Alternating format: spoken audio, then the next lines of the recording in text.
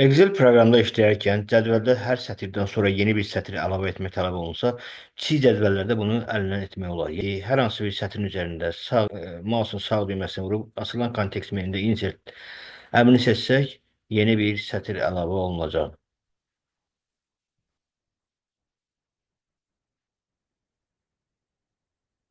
Cədvəlimiz çox böyük olsa, bunu bir-bir etmək çox vaxt apara bilər, hətta saatlarla vaxt gedəcək.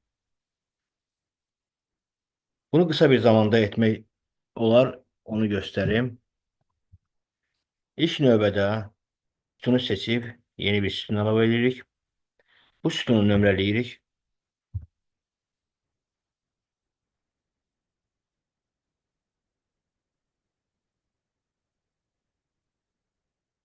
Hal-hazırda 402 sətirdən ibarət bir cədvəlimiz var. Bu nömrələri kopyalayırıq. Cədvəlin aşağısında Ctrl-V düyməsindən istifadə edərək yapışdırırıq.